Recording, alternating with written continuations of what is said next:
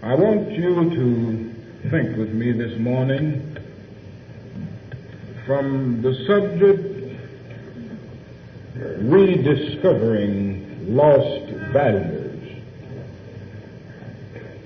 Rediscovering Lost Values. There is something wrong with our world, something fundamentally and basically wrong. I don't think we have to look too far to see that. I'm sure that most of you would agree with me in making that assertion.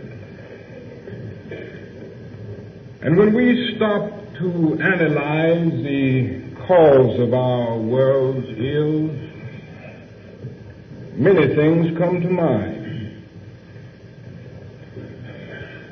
We begin to wonder if it is due to the fact that we don't know enough. But it can't be that. Because in terms of accumulated knowledge, we know more today than men have known in any period of human history. We have the facts at our disposal. We know more about mathematics, about science, about social science and philosophy than we've ever known in any period of the world's history. So it can't be because we don't know enough. And then we wonder if it is due to the fact that our scientific genius lags behind. That is, that we have not made enough progress scientifically. But then it can't be that. For our scientific progress over the past years has been amazing.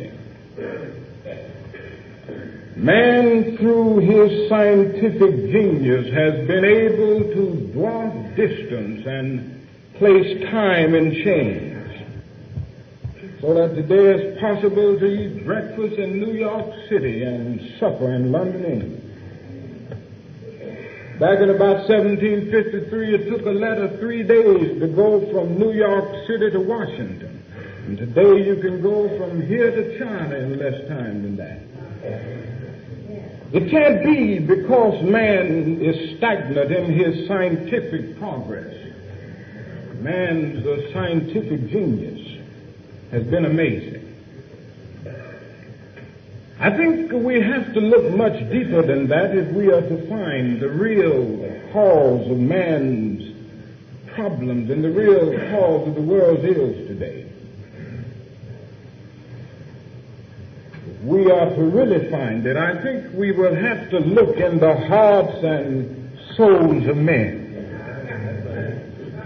The trouble isn't so much that we don't know enough, but it is that we aren't good enough.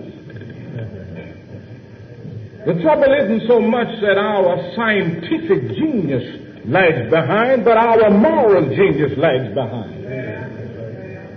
The great problem facing modern man is that the means by which we live have outdistanced the spiritual ends for which we live. And so we find ourselves caught in a messed up world. The problem is with man himself and man's soul. We haven't learned how to be just and honest and kind and true and loving. And that is the basis of our problem. The real problem is that through our scientific genius we've made of the world a neighborhood, but through our moral and spiritual genius we fail to make of it a brotherhood. And the great danger facing us today is not so much the atomic bomb that was created by physical science. Not so much that atomic bomb that you can put in an airplane and drop on the heads of hundreds and thousands of people, as dangerous as that is. But the real danger confronting civilization today is that atomic bomb which lies in the hearts and souls of men, capable of exploding into the vilest of hate and into the most damaging selfishness. That's the atomic bomb that we've got to fear today.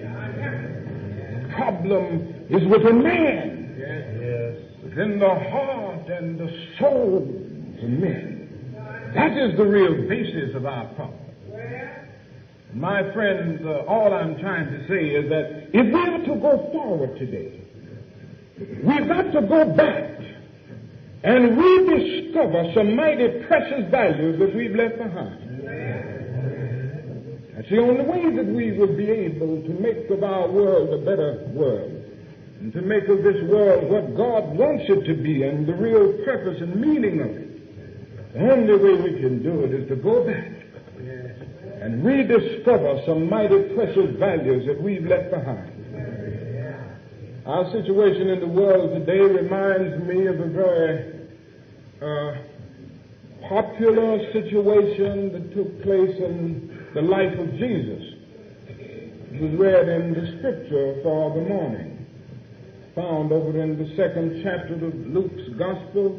The story is very familiar, very popular. We all know it. You remember when Jesus was about 12 years old, as it was the custom of the feast, Jesus' parents took him up to Jerusalem. That was an annual occasion, the feast of the Passover, and they went up to Jerusalem and they took Jesus along with them. And they were there a few days, and then after being there, they decided to go back home to Nazareth. Then they started out, and I guess as it was the tradition in those days, the father probably traveled in front, and then the mother and the children behind. You see, they didn't have the modern conveniences that we have today. They didn't have automobiles and subways and buses. They walked and traveled on the donkeys and camels and what have you. So they traveled very slow, but it was usually the tradition for the father to lead the way. And they left Jerusalem going on back to Nazareth, and I imagine they walked a little while and they didn't look back to see if everybody was there. But then the scripture says they went about a day's journey and they stopped, I imagine, to check up to see if everything was all right. And they discovered that something mighty precious was missing. They discovered that Jesus wasn't with them. Jesus wasn't in the midst. And so they paused there and looked, and they didn't see him around, and they went on and started looking among the kinsfolk, and they went on back to Jerusalem and found him there in the temple with the doctors of the law. Now, the real thing that is to be seen here is this, that the parents of Jesus realized that they had left and that they had lost a mighty precious value. They had sense enough to know that before they could go forward to Nazareth, they had to go backward to Jerusalem to rediscover this land. They knew that. They knew that they couldn't go home to Nazareth until they went back to Jerusalem.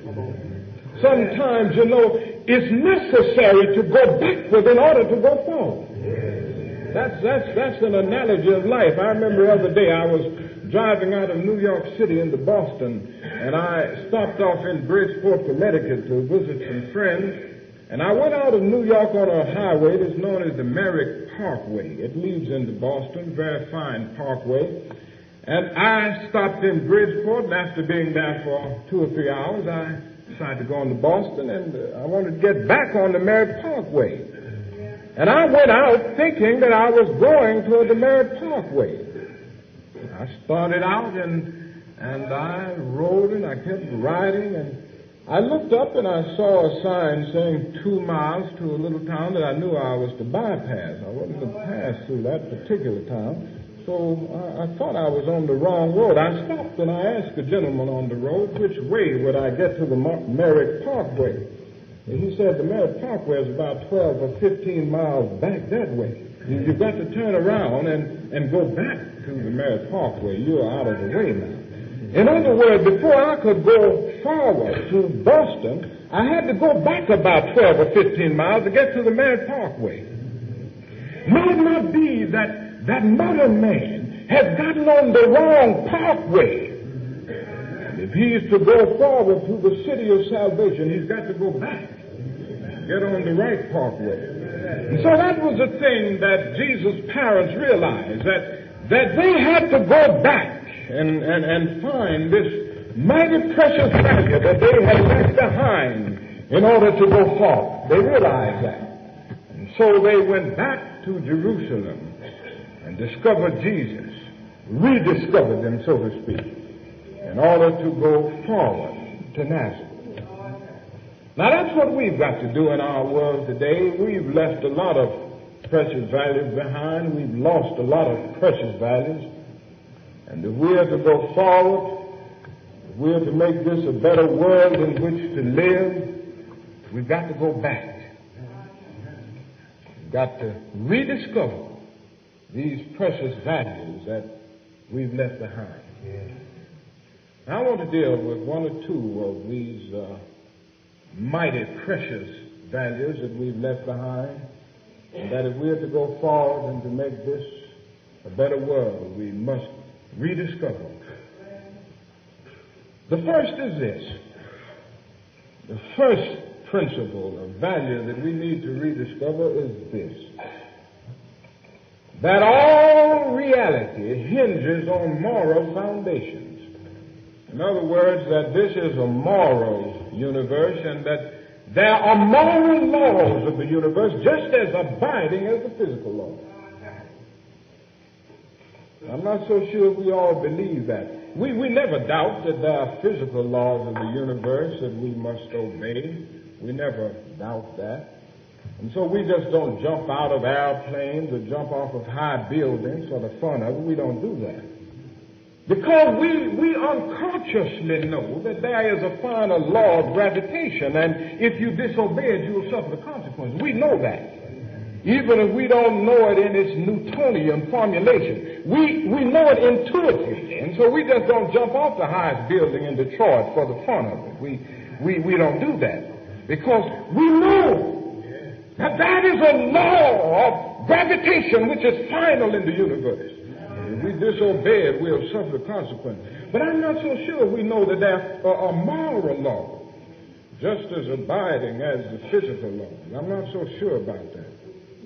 I'm not so sure we really believe that there is a law of love in this universe, and that if you disobey it, you'll suffer the consequences. I'm not so sure we really believe that. Now, at least two things convince me that we don't believe that we have strayed away from the principle that this is a moral universe.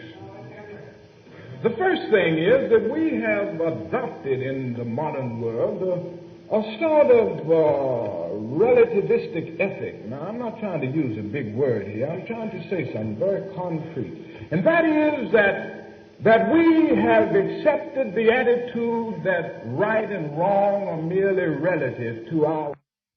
This recording is briefly interrupted at this point. Most people can't stand up for their conviction because the majority of people might not be doing it. See, everybody's not doing it, so it must be wrong. And since everybody is doing it, it must be right. So another numerical interpretation of what's right. But I'm here to say to you this morning that some things are right and some things are wrong. Eternally so, absolutely so. It's wrong to hate. It always has been wrong, and it always will be wrong. It's wrong in America. It's wrong in Germany. It's wrong in Russia. It's wrong in China. It was wrong in 2000 B.C. and it's wrong in 1954 A.D. It always has been wrong, and it always will be wrong. It's wrong to throw our lives away in riotous living. No matter if everybody in Detroit is doing it, it's wrong And it always has been wrong. It's wrong in every age, and it's wrong in every nation. Some things are right, and some things are wrong. No matter if everybody is doing the contrary. Some things in this universe are absolute. God of the universe has made it so. And so long as we adopt this relative attitude toward right and wrong, we are revolting against the very laws of God himself. Now, that isn't the only thing that convinces me that we strayed away from this attitude, this principle. The other thing is that we have adopted a sort of pragmatic test of right and wrong. Whatever works is right. If it works, it's all right. Nothing is wrong but that which does not work. If you don't get caught, it's right.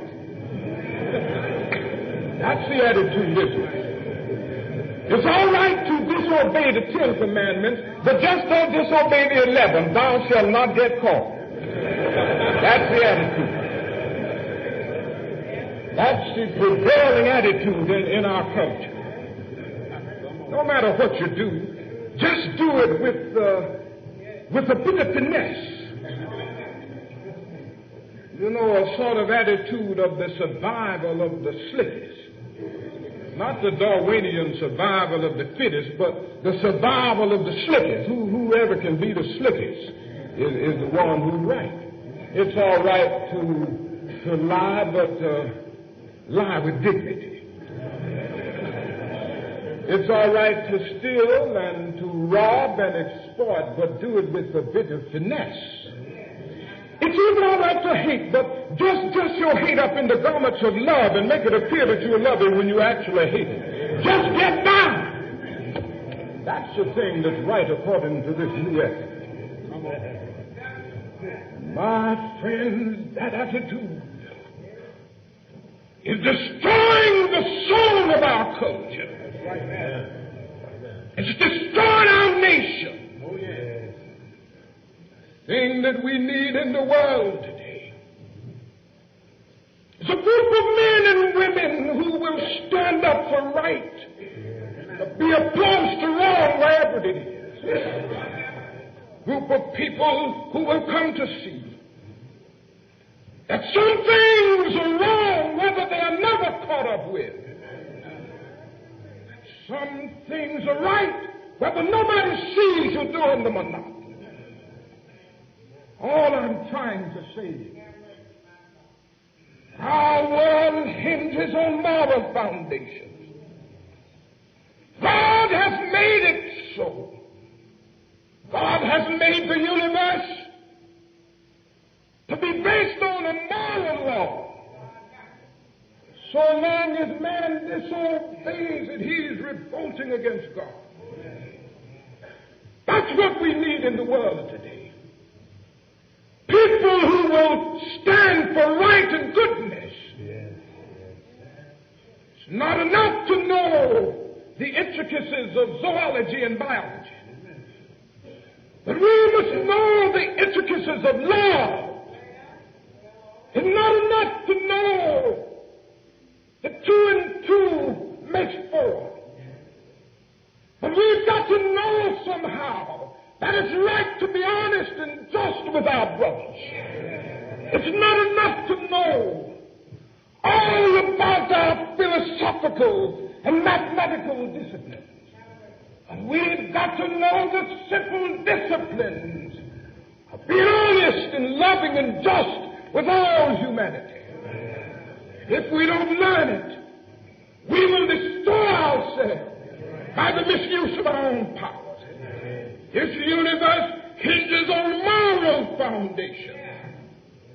There is something in this universe that justifies Carlyle in saying, no lie can live forever. There is something in this universe that justifies William Cullen Bryant in saying, truth crushed to earth will rise again.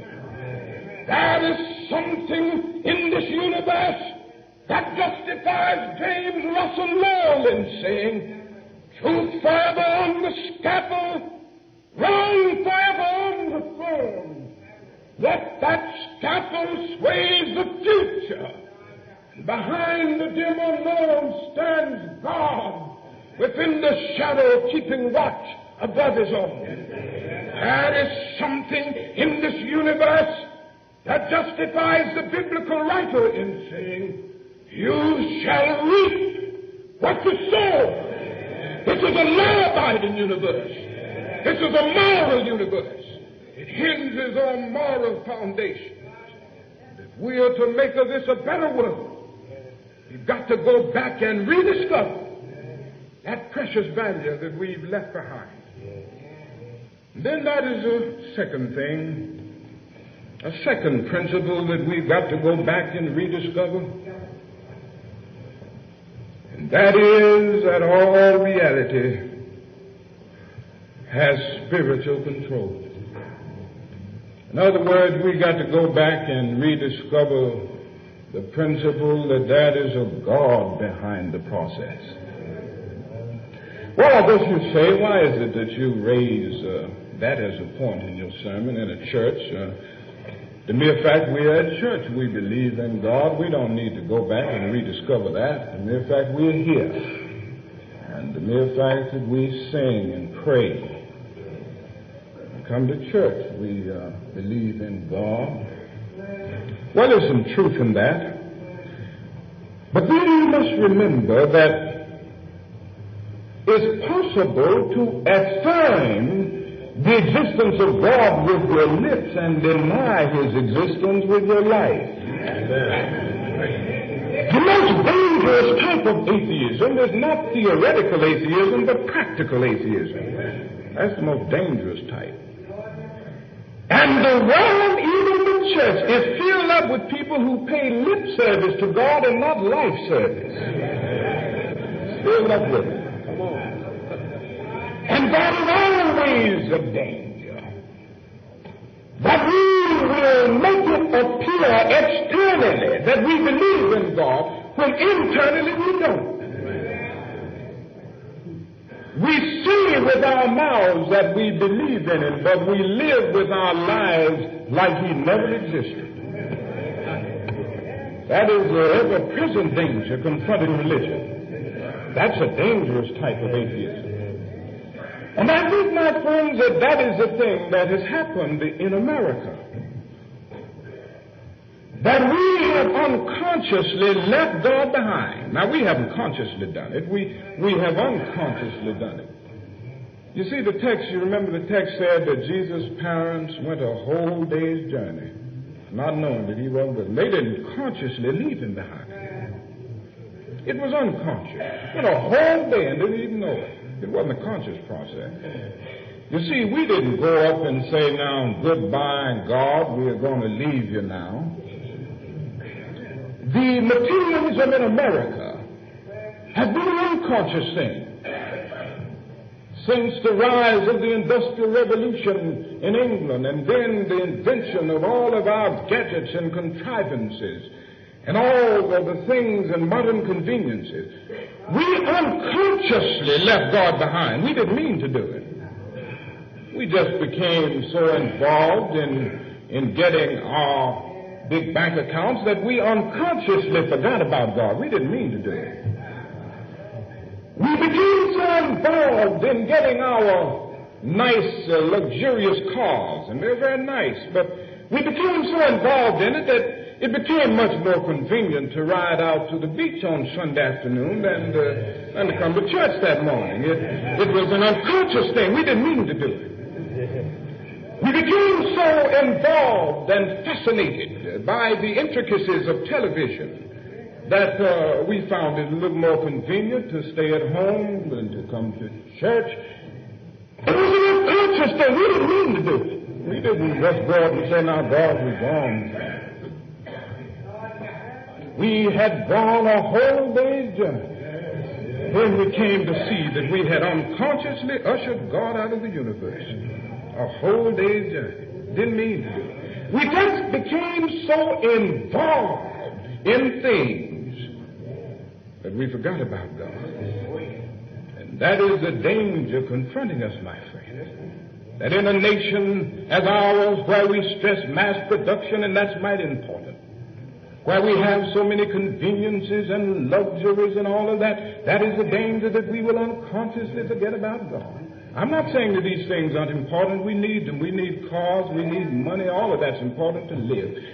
But whenever they become substitutes for God, they become injurious. And may I say to you this morning that none of these things can ever be real substitutes for God.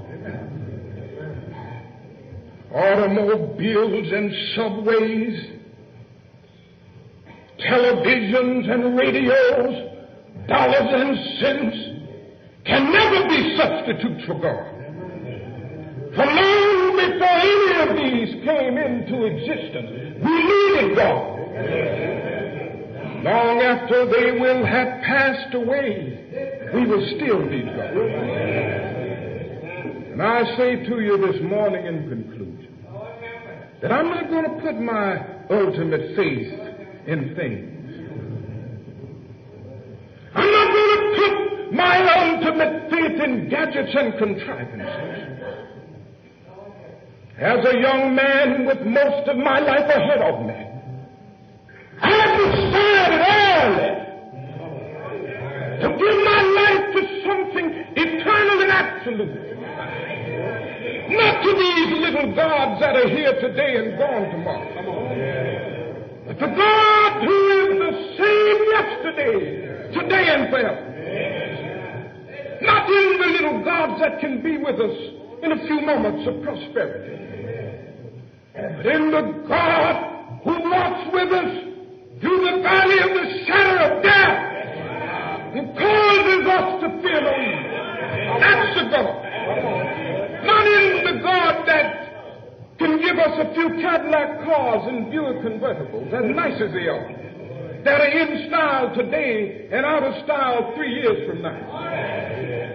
But the God who threw up the stars to bedeck the heavens like swinging lanterns of eternity.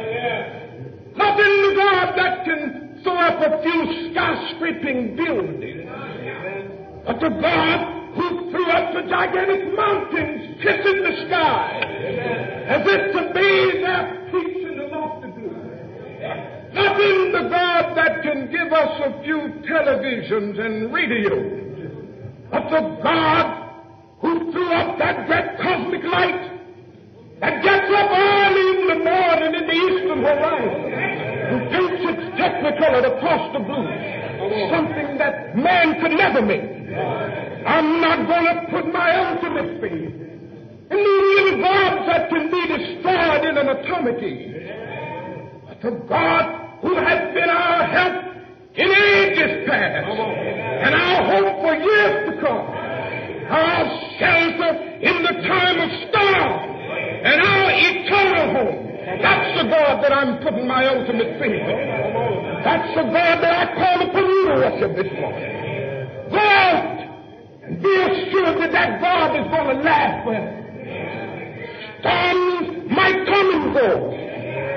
Our great skyscraping buildings will come and go. Our beautiful automobiles will come and go, but God will be here. Grass may wither, the flowers may fade away, but the word of our God shall stand forever, and nothing can ever stop it. All of the P-38s in the world can never reach God. All of our atomic bombs can never reach it. The God that I'm talking about this morning is the God of the universe, and the God that will last through the ages. If we are to go forward this morning, we've got to go back and find that God. And that is the God that demands and commands our ultimate allegiance. If we are to go forward, we must go back and rediscover these precious values. That all reality hinges on moral foundations, and that all reality has spiritual control. God bless you. Amen.